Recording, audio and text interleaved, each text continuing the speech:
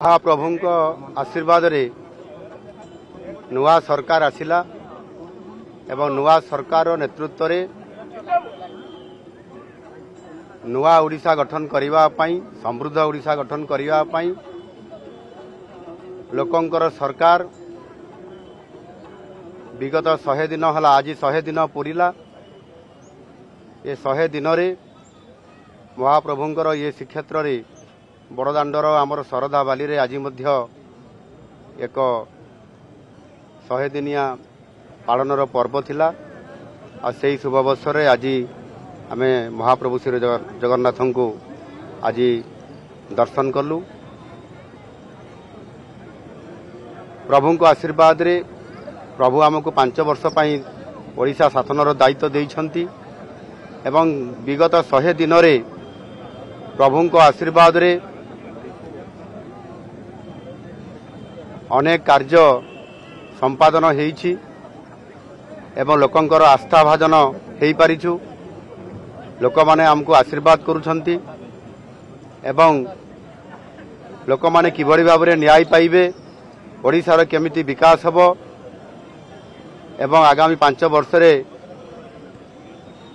नुआ ओडिशा गठन करिवार एवं समृद्ध ओडिशा गठन करिवार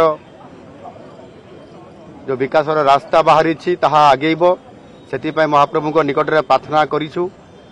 महाप्रभु निश्चित भाव रे हमको आशीर्वाद करिसंती एवं आगामी दिन रे ओडिशार विकास भारत वर्ष रे सर्वश्रेष्ठ हबो।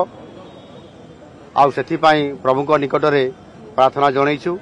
प्रभु निश्चित भाव रे हमको आशीर्वाद करिसंती एवं ओडिशा रे सुशासन हबो, ओडिशा रे विकास हबो, ओडिशा रे लोकन को न्याय मिलिबो। ए कथा प्रभु को निकट रे मु प्रार्थना करिछि। प्रभु निश्चित भाव रे आशीर्वाद देइछंती। सर 100 दिन आपनकर इस्ताहार जहा थिला ता भितर निश्चित भाव रे किछि आपन प्रतिश्रुति पालन करिसंती।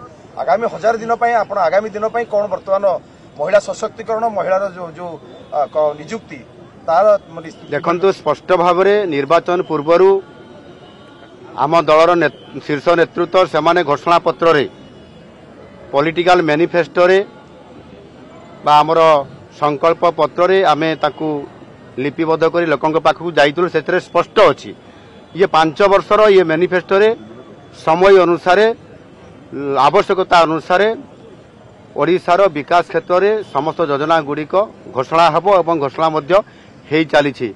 एणु व्यस्त होबार नाही।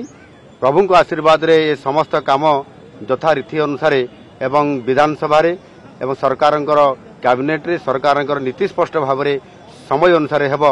सेतिपई निश्चित भाव रे सरकार सजाग अछंती एवं लोकंकर काम करिया पई सब बळे सरकार रेडी अछंती। धन्यवाद।